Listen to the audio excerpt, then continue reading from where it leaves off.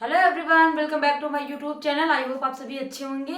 आप सभी को मैं पेट की मोस्ट इंपॉर्टेंट क्वेश्चंस जो कि हिस्ट्री के हैं, ऑलमोस्ट ये जितने भी स्टेट में आए हुए हैं, अदर अदर स्टेट में जितने भी एग्जाम में आए हुए, मैंने पूरी कोशिश करी कि मैं इस वीडियो में वो सारे क्वेश्चंस इंक्लूड मैंने किए हैं जो काफ़ी कंफ्यूजन रहते हैं और हमेशा से बार बार पूछे भी एग्जाम में गए हैं। और ये नहीं कि एक ही एग्जाम में पूछे गए वही मैंने ले लिए हूँ। हर स्टेट में अदर अदर स्टेट के सारे क्वेश्चन इसी वीडियो में मैंने ले लिए हैं जो आपको एग्जाम में देखने को मिलते हैं। आपको लगता भी है ये मुझे आता, लेकिन जब आप ऑप्शंस देखते हो तो आप कंफ्यूज हो जाते हो। तो मैंने ऑप्शंस नहीं रखे हैं क्योंकि आपको डायरेक्ट क्वेश्चन और आंसर, क्योंकि आपका 1 वीक बचा है आपके एग्जाम में, क्योंकि अब 22 है और 28 29 को आपका एग्जाम है।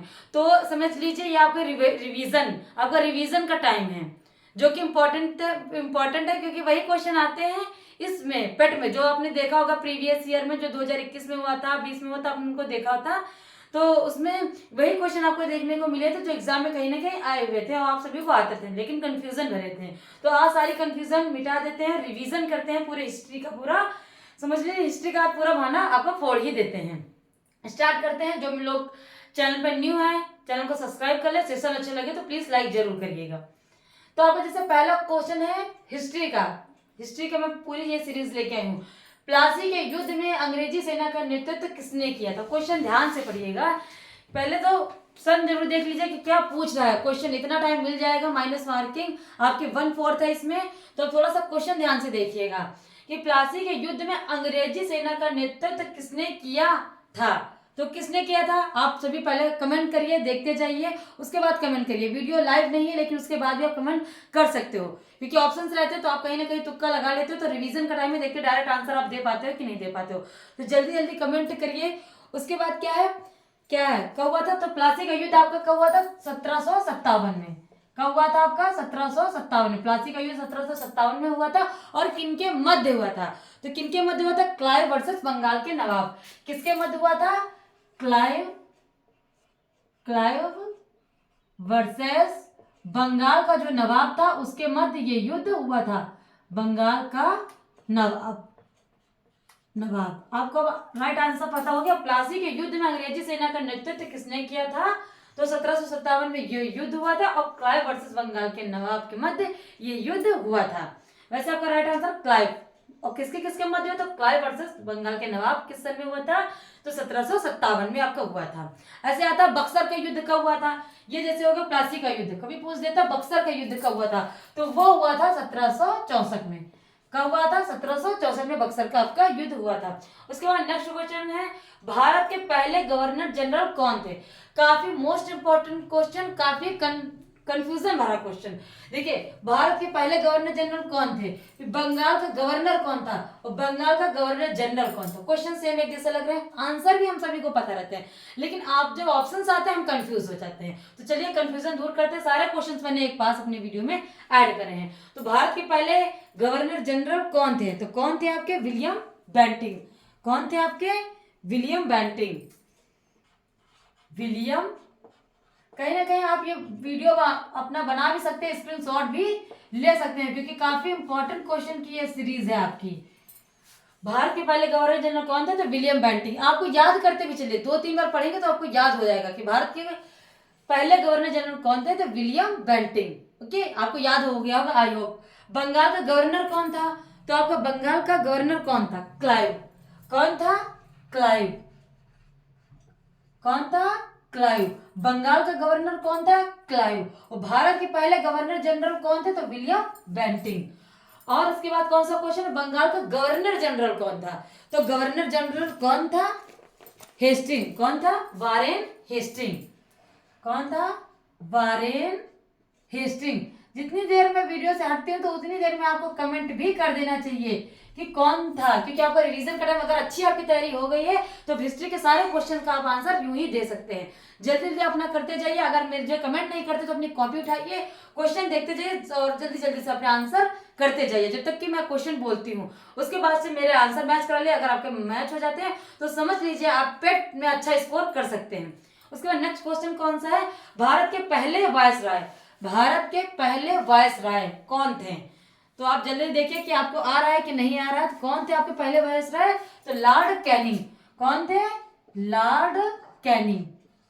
लॉर्ड कैनिंग आपके थे गवर्नर जनरल, वायस राय कैनिंग।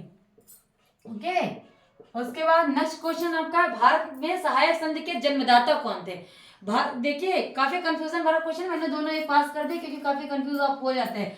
जन्मदाता और जनक, जन्मदाता पूछता है और जनक, भारत में सहायक संधि का जन्मदाता कौन था? तो कौन था आपका जन्मदाता? वो थे लॉर्ड बेलेजली। कौन थे? लॉर्ड बेलेजली, बेलेजली आपके थे। उसके बाद भारत में सहायक संधि का जनक कौन था? तो जनक कौन था आपका? डुप्ले। कौन थे? डुप्ले, आपके डुप्ले जी थे। उसके बाद था सिविल सर्विस का जनक कौन था? सिविल सर्विसेज का जनक कौन था? तो और ये डे कब मनाया था? तो आपका 21 अप्रैल को सिविल सर्विस डे आपका मनाया जाता है। ओके, तो आप देख रहे हैं सिविल सर्विस का जनक कौन था? जल्दी से कमेंट करिए या तो अपनी कॉपी में लिखते जाइए। सिविल सर्विस का जनक कौन था? तो कार्नवालिस। कौन था? कार्नवालिस, आपके कार्नवालिस साहब थे। उसके बाद क्या था? स्थायी बंदोबस्त। स्थायी बंदोबस्त के जनक कौन थे? तो इनके भी कौन थे? कार्नवालिस। कौन थे? कार्नवालिस। उसके बाद क्वेश्चन, पहली बार वंदे मातरम को कांग्रेस के किस अधिवेशन में गाया गया था? पहली बार वंदे मातरम को, ये तो आपको सभी को पता है वंदे मातरम किसने गाया था, लेकिन पहली बार कांग्रेस के अधिवेशन में कब गाया गया था? बताइए जल्दी से आप सभी। तो कब गया था 1800, सन आप याद देख लीजिए, 1896 में। आपको 1885 के पहले की कोई भी डेट नहीं देनी है क्योंकि कांग्रेस का गठन कब हुआ था? 1885 में। ओके, तो आपको पता है 1885 में। लेकिन उसके बाद क्वेश्चन क्या है, पहली बार वंदे मातरम को कांग्रेस के किस अधिवेशन में गया था? 85 के बाद वाली डेट आपको देखनी है। तो 1896 आपकी डेट होगी। और कौन सा अधिवेशन था? तो कलकत्ता अधिवेशन था। कौन सा अधिवेशन था आपका? तो कलकत्ता, कलकत्ता आपका अधिवेशन था। और इसके अध्यक्ष कौन थे? अध्यक्ष आपके कौन थे उस समय? रहीमुतुल्ला, रहीमुतुल्ला थे आपके। कौन से थे? रहीमुतुल्ला, रहीमुतुल्ला साहब थे, रहीमुतुल्ला साहब थे। ओके, उसके बाद है 1857 की क्रांति के समय भारत के वायसराय। देखिए इधर ये है वायसराय, उसके बाद भारत के पहले वायसराय है, भारत में सहायक संधि का जन्मदाता, भारत में सहायक संधि का जनक और सिविल सर्विसेज का जनक। 1857 की क्रांति के समय भारत के वायसराय। अब 1857 की क्रांति के समय भारत का वायसराय कौन था? जल्दी से आप बताइए। तो भारत के वायसराय कौन था? कैनिंग साहब थे।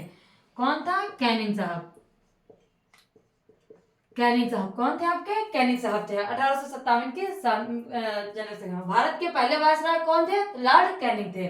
दक्षिण भारत में एक संधि आपने सुनी होंगी कि दक्षिण भारत में एक व्यवस्था थी। तो साउथ इंडिया समझ लिया या दक्षिण भारत समझ लिया, तो कौन सी एक व्यवस्था थी जो आपको दक्षिण भारत में उस टाइम में देखने को मिलती थी? एक रैयतवाड़ी आपने सुना होगा, एक महलवाड़ी सुना होगा, इनमें कंफ्यूजन रहता है। तो कौन सी व्यवस्था थी आपके दक्षिण भारत में? तो आप थी रैयतवाड़ी। दक्षिण भारत में कौन सी थी? रैयतवाड़ी थी। और उसके बाद पश्चिम भारत में कौन सी थी? पश्चिम भारत में कौन सी थी? तो महलवाड़ी। कौन सी थी? महलवाड़ी। काफी इंपॉर्टेंट क्वेश्चन है कि दक्षिण भारत में कौन सी व्यवस्था थी? जो रैयतवाड़ी थी, और पश्चिम भारत में थी, पश्चिम भारत में महलवाड़ी। उसके बाद इनको किसने किसने स्थापित किया था? रीढ़ प्लस मुनरो। इसको रैयतवाड़ी को कैसे याद करेंगे? रा से रैयत और रा से रीढ़।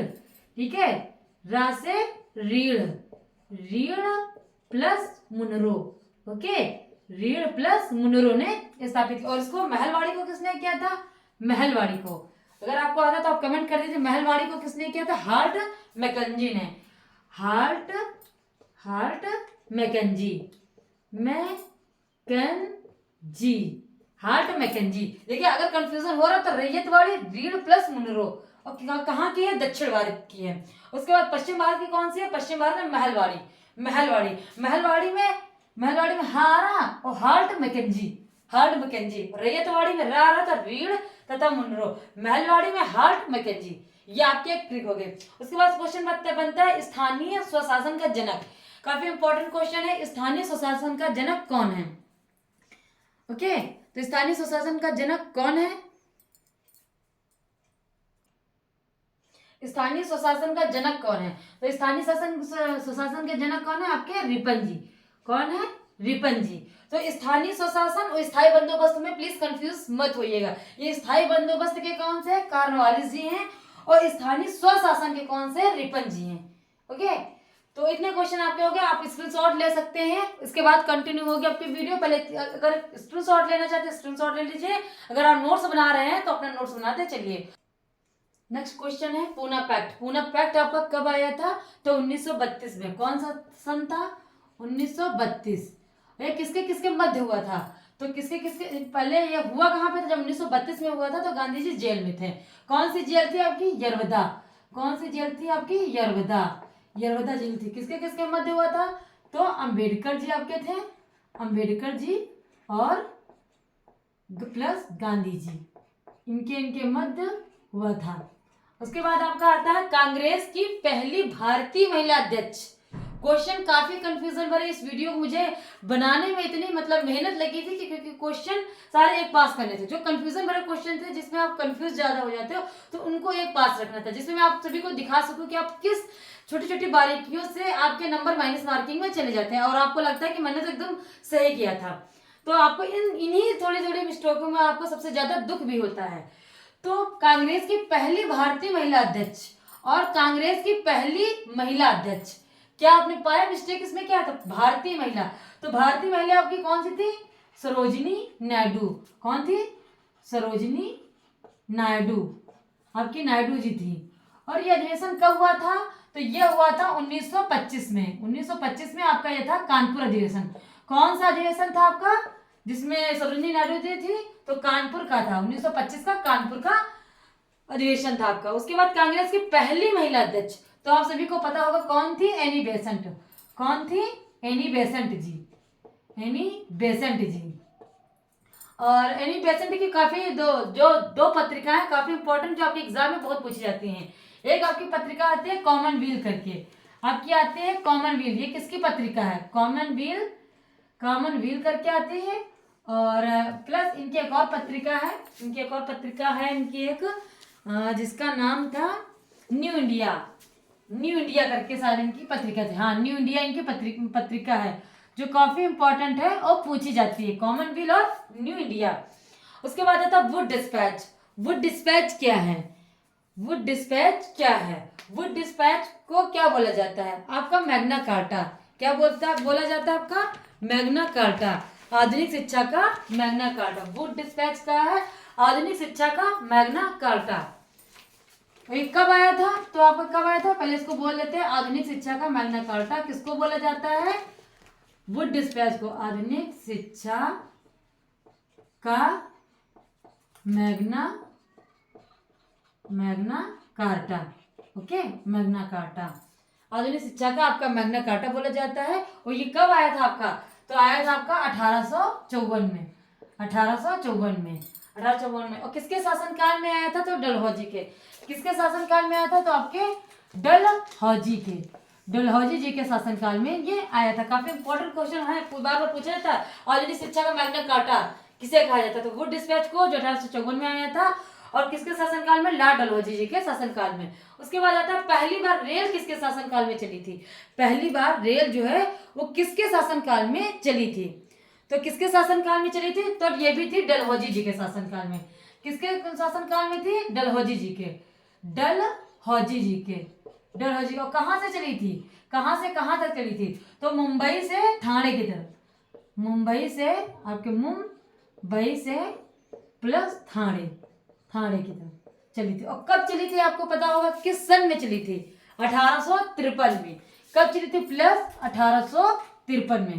पहली बार अगर क्वेश्चन आपका आता है कि पहली बार रेल कब चली थी, तो 1853 में चली थी। किसके शासन में काल में चली थी? डलहौजी के। और कहां से कहां तक चली थी?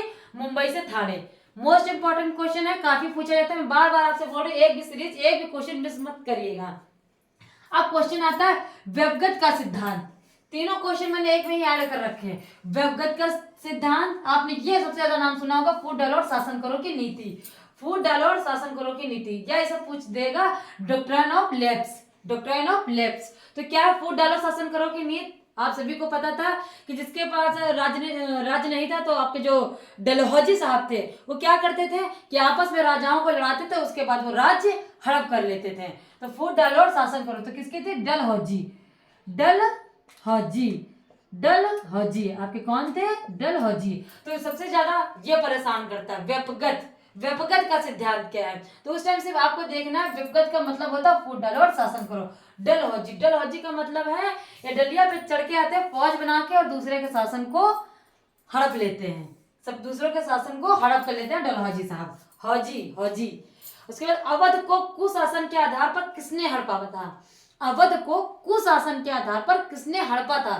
क्वेश्चन अभी याद कर लीजिए कि अवध को कुशासन के आधार पर किसने हड़पा था। तो बताइए किसने हड़पा था अवध को कुशासन के आधार पर? तो जो हड़पने वाला है वो कौन है? डलहौजी।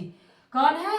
डलहौजी। यहाँ पे जितने डलहौजी जी की नीतियां है ना, मैंने सारी इंक्लूड कर दी एक पास। डलहौजी हड़पता था, डलहौजी। उसके बाद आया था भारत में पहली बार जनगणना किसके शासनकाल में हुई थी?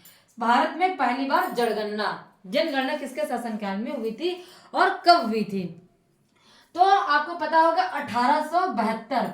कब हुई थी? 1872 में मेयो जी के शासनकाल में। किसके शासनकाल में? मेयो जी के, पहली बार।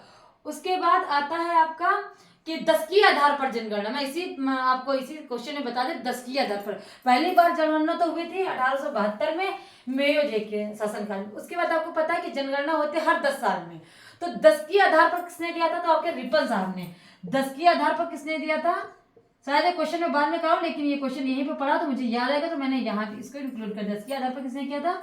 तो आपके रिपन साहब ने। रिपन साहब ने। ओके। उसके बाद आता है जनगणना किस सूची का विषय है? अब जनगणना की बात छिड़ी गई तो ये किस सूची का विषय है? ओके। तो जनगणना किस सूची का विषय है आपका? तो ये है किसकी सूची का? संघ सूची का। किसका है? संघ सूची का। क्वेश्चन काफी पूछे जाते हैं, पुलिस, आपका राज्य, ये सब किस सूची के अंतर्गत आते हैं, किसका काम है? इंपॉर्टेंट क्वेश्चन है, लेकिन जो इंपॉर्टेंट है मैंने उसको इंक्लूड किया। जनसंख्या, जनसंख्या किसमें आता है? तो ये आता है आपका समवर्ती सूची में। किसमें आता है जनसंख्या? समवर्ती सूची में। और जनगणना किसमें आती है? जनगणना, जो गणना है आपकी, तो ये संघ सूची में, जो जनसंख्या आपकी समवर्ती सूची में आपकी आती है। ओके। उसके बाद क्या है? सांप्रदायिक निर्वाचन। सांप्रदायिक निर्वाचन ये क्या है और ये कब आया था सांप्रदायिक निर्वाचन? तो सन 1909 मार्ले मिंटो सुधार। आपने सुना होगा मार्ले मिंटो का नाम, Morley Minto. Okay, Morley Minto. Okay. उसके बाद स्वराज पार्टी की स्थापना। स्वराज पार्टी, आई होप ये क्वेश्चन 2021 में भी आया था और आने के चांसेस भी हैं, क्योंकि क्वेश्चन ना कहीं घुमा के पूछता है। क्वेश्चन आंसर वही रहता है, लास्ट में स्वराज पार्टी की का नाम आएगा, लेकिन क्वेश्चन तोड़ मरोड़ के घुमा के पूछ देता है। तो स्वराज पार्टी की स्थापना किसने किसने की थी, किस सन में की थी? तो आपको पता होगा 1923 में। 1923 में की गई थी। और चित्तरंजन दास और मोतीलाल नेहरू, प्लस है मोतीलाल नेहरू जी के, इनके साथ हुई थी। ओके, मोतीलाल नेहरू। उसके बाद कौन सा क्वेश्चन है? Printing press. उसके प्रिंटिंग प्रेस आपका कब आया था और किसके शासनकाल में? प्रिंटिंग प्रेस कौन लेके आया था? तो पुर्तगालियों ने। कौन था? पुर्तगाली। प्रिंटिंग प्रेस को कौन लाया था? पुर्तगालियों ने। तो क्वेश्चन आपको आई होप समझ में आ गए होंगे। इसके बाद अभी क्वेश्चन खत्म नहीं हुआ, उसके बाद अभी ढेर सारे क्वेश्चन है हिस्ट्री के। तो स्वराज पार्टी की स्थापना किसने की थी? मोतीलाल नेहरू और चित्तरंजन दास ने। किस सन में? 1923 में। ओके। उसका रिवीजन, अब आपको टाइम नहीं है, आपके पास 4 दिन का समय, तो इसी वीडियो में आपको याद करना होगा। प्रिंटिंग प्रेस पुर्तगाली, प्रिंटिंग प्रेस पुर्तगाली, पास है प्रिंटिंग प्रेस है और पास है क्या? पुर्तगाली। ये ट्रिक आपको समझ में आ गया, प्रिंटिंग प्रेस पुर्तगाली। सांप्रदायिक निर्वाचन कब हुआ था? तो 1919 में मार्ले मिंटो सुधार। ठीक है, मार्ले मिंटो। उसके बाद जनसंख्या किस सूची का विषय? समवर्ती सूची। जनसंख्या बहुत है ना, जनसंख्या तो समान सबकी समवर्ती सूची से, उसमें सब कुछ आता है। जनसंख्या समवर्ती सूची। जनगणना की सूची का विषय है तो संघ सूची। जनगणना आती है संघ में आती है। ठीक है। और भारत में पहली बार जनगणना कब हुई थी? तो 1872 में मेयो के शासनकाल में। 10 की जनगणना रिपन के। और अवध को कुशासन के आधार पर किसने हड़पा था? तो डलहौजी ने। किसने हड़पा था अवध को कुशासन के आधार पर? तो डलहौजी ने। व्यपगत का सिद्धांत या फूट डालो शासन को नीति, डलहौजी ने। पहली बार रेल किसके शासनकाल में चली थी? डलहौजी के, मुंबई से ठाणे 1853।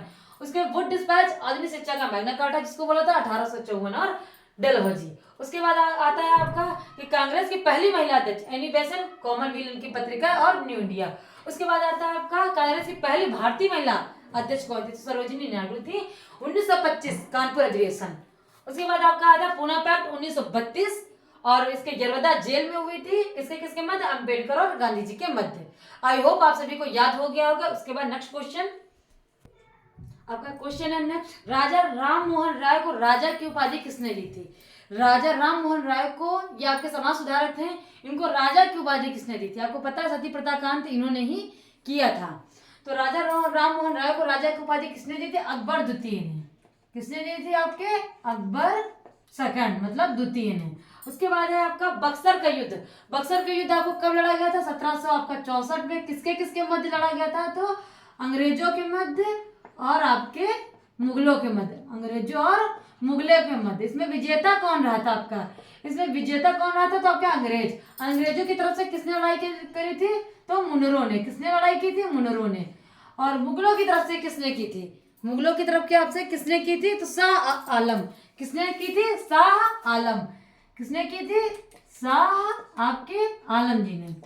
ओके, और इसमें कौन विजेता रहा था? काफी मोस्ट इंपोर्टेंट, बक्सर का युद्ध, प्लासी का युद्ध आपका, और जो आपके जो पानीपत का युद्ध आया था, खानवा का युद्ध, चंदेरी का युद्ध, आपके ये क्वेश्चन काफी इंपॉर्टेंट है। वो कौन सा था आपका? कन्नौज का जो बिलग्राम का युद्ध हुआ था, ये काफी इंपॉर्टेंट क्वेश्चन है, जरूर इसको देख लीजिएगा। तो बक्सर का युद्ध 1764 में अंग्रेजों और मुगलों के मध्य हुआ था, जिसमें अंग्रेजों की तरफ से किसने नेतृत्व संभाला था? मुनरो ने, हेक्टर मुनरो ने। हेक्टर लिख दे, अगर आगे हेक्टर तो शायद वही है पूरा, इनके आगे नाम है हेक्टर मुनरो और शाह आलम। जिसमें से विजेता कौन हुआ था? तो अंग्रेज हुए थे। उसके बाद इलाहाबाद की संधि कब हुई थी? इलाहाबाद की संधि आपकी कब हुई थी और किसके किसके मध्य हुई थी? और किसने की थी इलाहाबाद की संधि? तो क्लाइव ने कराई थी। इलाहाबाद की संधि किसने कराई थी? तो आपके क्लाइव ने करवाई थी। सन कौन सा था आपका? 1764। कौन सा सन था आपका? 1764, ये इसका 17। और किसने करवाई थी? तो आपके क्लाइव ने। किसने करवाई थी? क्लाइव ने। ओके, और नील दर्पण के लेखक कौन है? नील दर्पण के लेखक कौन है? काफी इंपॉर्टेंट क्वेश्चन है। तो कौन है आपके? मिश्र बंधु। कौन है आपके? मिश्र बंधु, दीन बंधु मिश्र। दीन बंधु मिश्र नील दर्पण के कौन है? तो नील बंधु आपके मिश्र, नील बंधु मिश्र। शुद्धि आंदोलन किसने कराया? तो सा से शुद्धि आंदोलन और सा से क्या? दयानंद सरस्वती। कौन किसने कराया था? तो आपके दयानंद सरस्वती जी ने। सरस्वती जी ने। शुद्धि आंदोलन किसने कराया था? सरस्वती जी ने। अगर आपको ये ट्रिक समझ में ना आ रहा हो किसने कराया था, क्वेश्चन में एक जैसे लग रहा था, शुद्धि आंदोलन दयानंद सरस्वती ने करवाया था। नील दर्पण के लेखक कौन से हैं? तो नील बंधु मिश्र। इलाहाबाद की संधि 1764 में कराई थी। किसने कराई थी? रॉबर्ट क्लाइव ने। उसके बाद बारदौली सत्याग्रह, सॉरी, महात्मा गांधी ने कांग्रेस के किस अधिवेशन की अध्यक्षता की थी? महात्मा गांधी ने कांग्रेस के किस अधिवेशन की अध्यक्षता की थी? तो किस अधिवेशन की अध्यक्षता की थी? जो 1924 में। आपने इतना पढ़ लिया होगा। तो 1924 में आपका कौन सा अधिवेशन हुआ था? 1924 में आपका कौन सा अधिवेशन हुआ था? कौन सा अधिवेशन हुआ था आपका? तो बेलग्राम। कौन सा अधिवेशन हुआ था? बेलग्राम अधिवेशन आपका हुआ था 1924 में। और जो कि कहाँ है बेलग्राम आपका? बेलग्राम इस समय कहाँ पर है? तो कर्नाटक। कहाँ पे है? कर्नाटक। उसके बाद क्या? बारदौली सत्याग्रह का नेतृत्व किसने किया था? बारदौली सत्याग्रह का नेतृत्व किसने किया था? बारदौली तो आपके बारदौली तो सरदार वल्लभ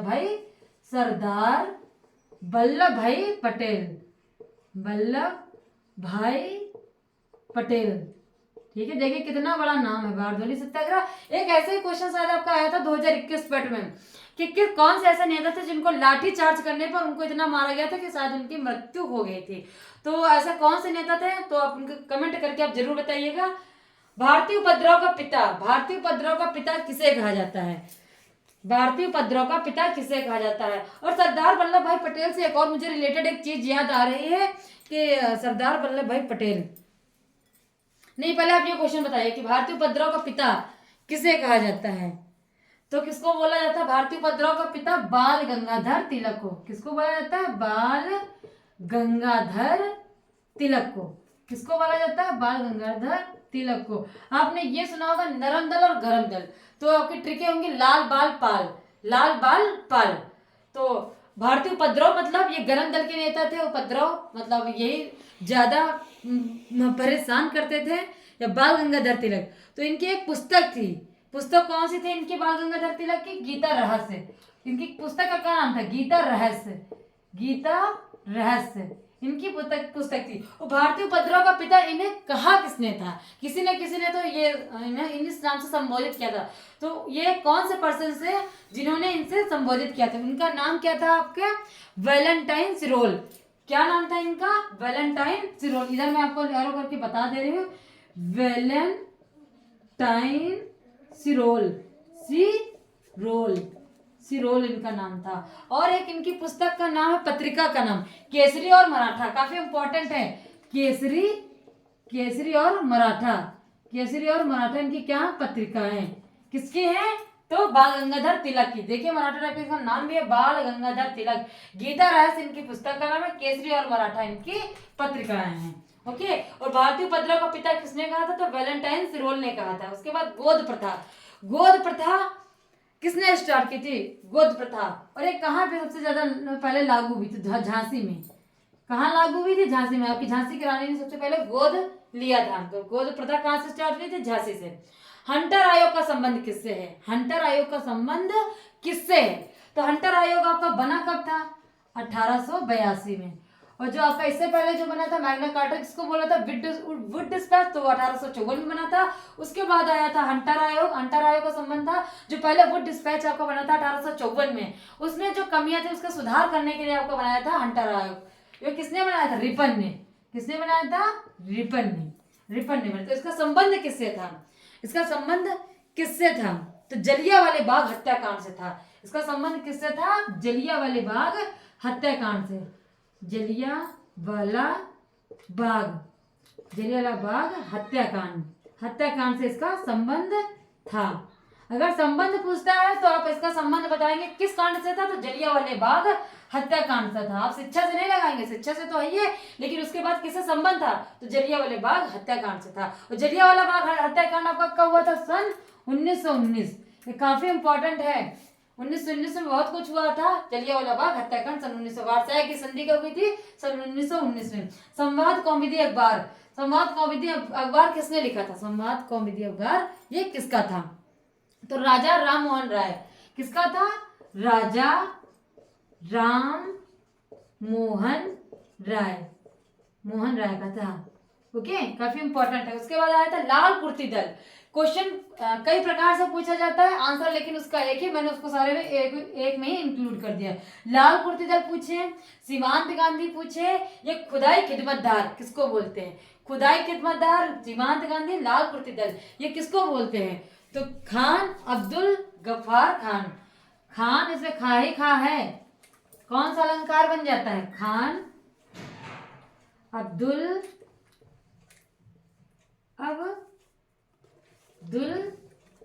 गफ्फार, गफ्फार आपके खान।